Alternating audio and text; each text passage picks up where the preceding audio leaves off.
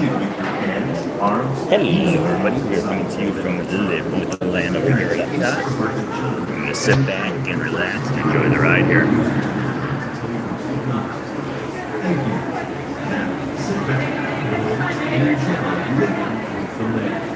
Con su seguridad, permanezca sentado con sus manos y brazos, pies y piernas dentro del barco y cuida a los pequeñitos. A manera de recordatorio, no toma copias atrás en este video antes de llegar.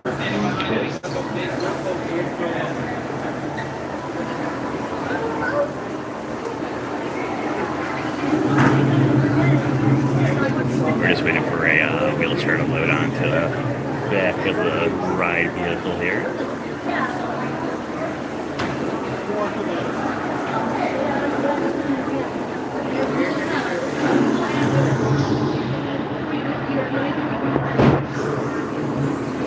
Hello everyone joining me. We are coming to you live from Live with the Land over here at Epcot.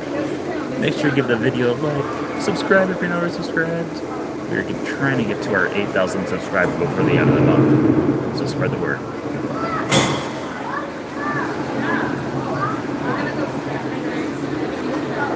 Okay, it looks like we're about to get going here. I think they're loaded.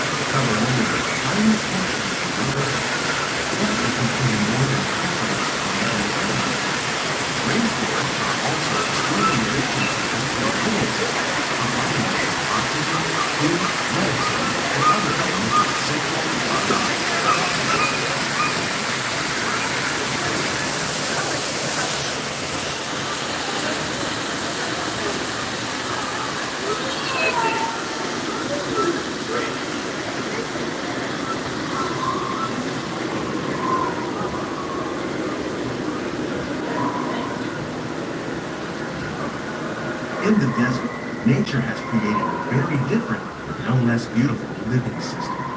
And while this arid landscape may seem lifeless, it is very much alive.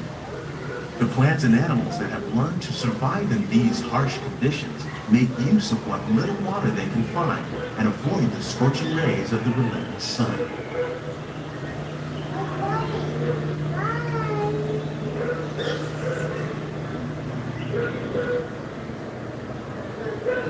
The American prairie once appeared as desolate as the desert, but over time, rainwater and nutrients gradually penetrated the hard surface of this land. Even the hooves of the mighty buffalo helped create the rich soil that would one day become home to the American farm.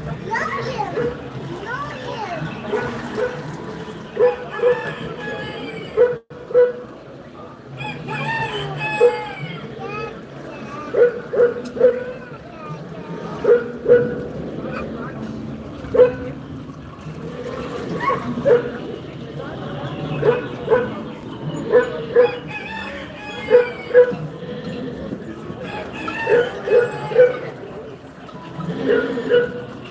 all the forces at work on the land, humans have had one of the most profound effects. The need to produce food for a growing world led to the numerous use and sometimes overuse of the land. In our search for more efficient ways to grow food, we often fail to realize the impact of our methods.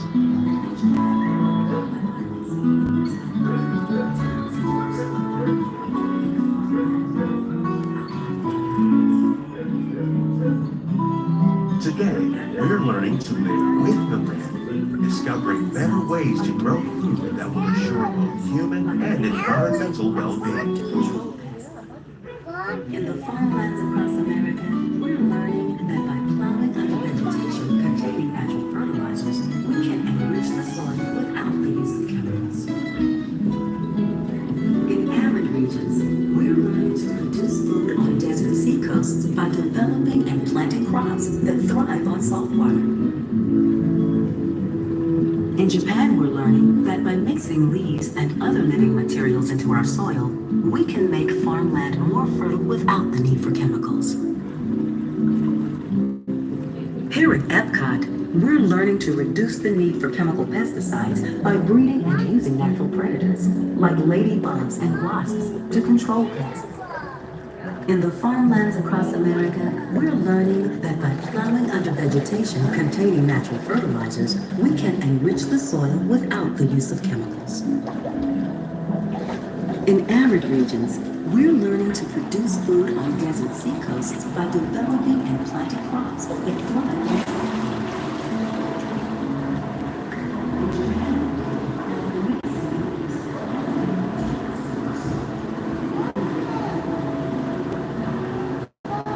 How will we meet tomorrow's growing needs for food production and still respect the needs of the land? Some of the answers are being discovered just ahead. To help us maintain these carefully controlled ecosystems, and for your safety, please remain seated in your boat at all times.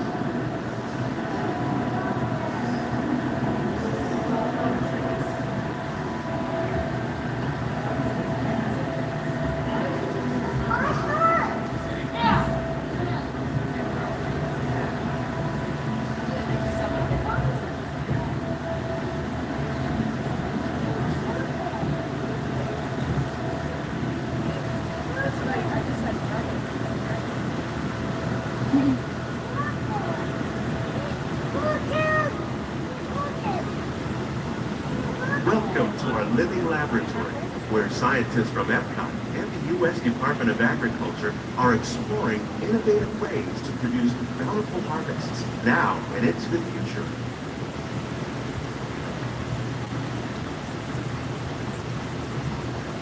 The tropics are home to the greatest diversity of plants on the planet. Many of these, like papaya, bananas, cacao, coffee, and rice, are well known around the world. These are just a few of the edible plants that have been an important source of nutrition for people living in the tropics. Many are rich in vitamins and minerals, while others are well adapted to growing in less than ideal conditions. Some, like the water lily, thrive in wet, swampy areas and waterways. All parts of this plant, even the flower petal, are edible. The starchy root of the plant has long been used to make flour for baking.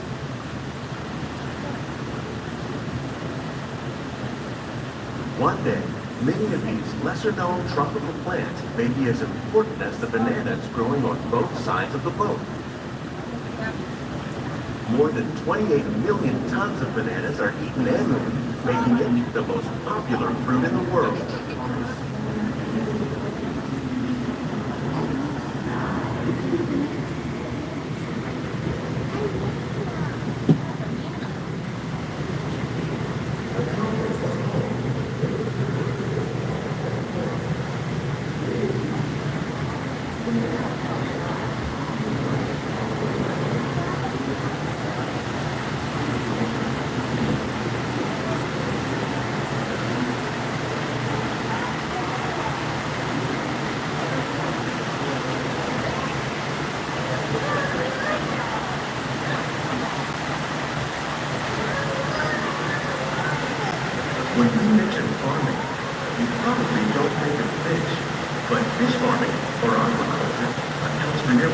but also to see cool tilapia, bass, and catfish like the ones you see here are good with the more popular crops raised by fish farmers. The sustainable system we're using here recycles the water in the tank.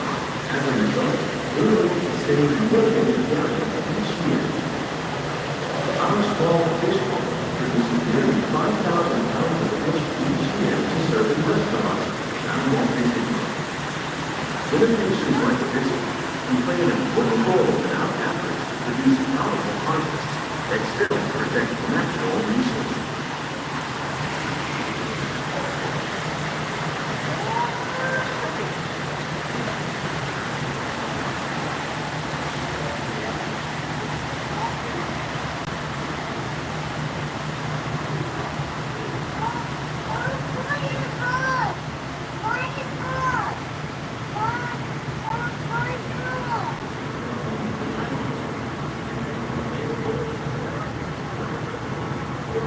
While there are more than 50,000 edible plant species in the world, most of us are only familiar with the handful that make up our everyday diet. The common grains growing here, maize, sorghum, and millet, plus rice, account for nearly 2/3 of our global food consumption. Learning how to increase yields of these staples is an important goal of research around the world.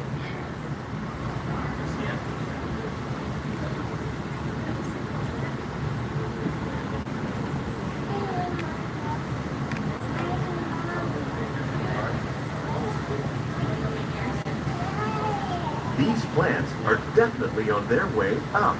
Innovative growing techniques like these increase yields while more efficiently using resources like water, fertilizer, and pesticides. Another innovation at work here is our integrated pest management program. By populating our greenhouses with beneficial insects that prey on harmful pests, like aphids and flies, we are significantly reducing our reliance on conventional pesticides. We're growing these crops using our nutrient film system. This technique precisely controls and recycles water and nutrients. With it, we can produce over 27,000 heads of lettuce a year with this one small area.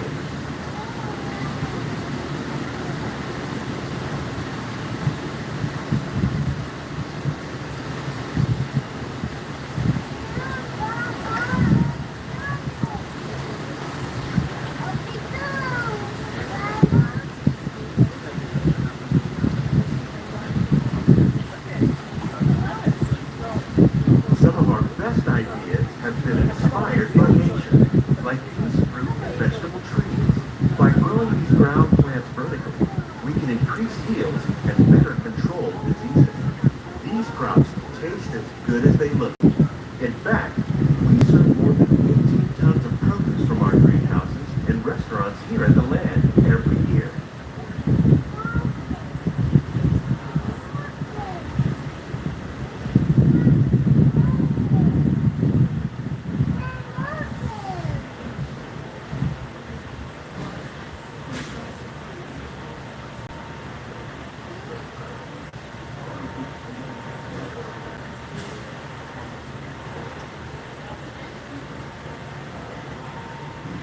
The future of agriculture may include innovative ideas like this vertical growing system. Plants grown in this way use a fraction of the space required by traditional growing methods. That saves water and increases production.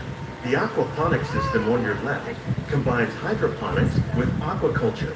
The fish provide a natural source of fertilizer for the plants, and the plants help keep the water clean for the fish.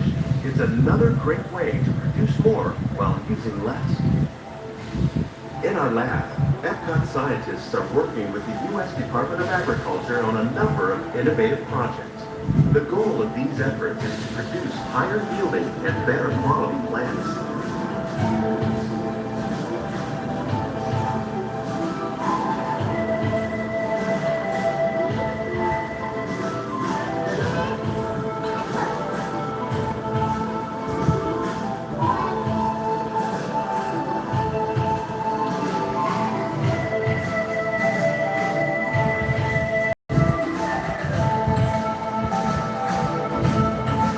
These greenhouses represent just a fraction of the work being done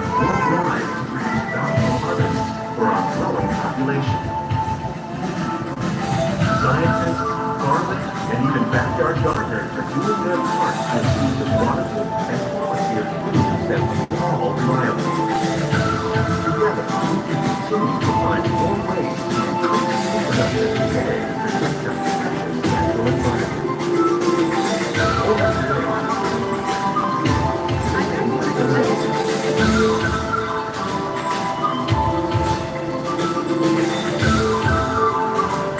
On behalf of Walt Disney World, we'd like to conclude this unique journey through a laboratory.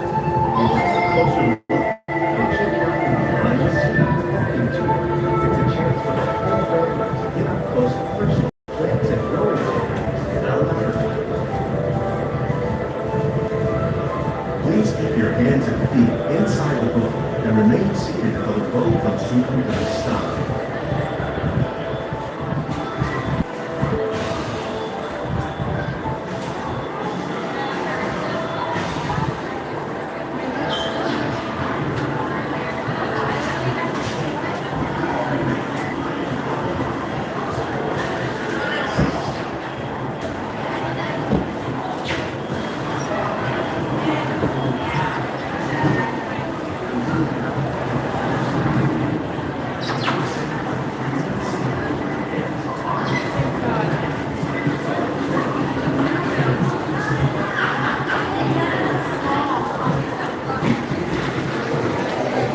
Please gather all and watch your step. Oh yeah. Alright, that was Limerick Land. We are going to be wrapping up our broadcast right up here, but before we go, make sure you check out our other video. We posted a video today of a walkthrough of Cinderella Castle, so give that a watch, give it a like. If you're not already subscribed to this channel, make sure you subscribe. We will see you guys all again tomorrow.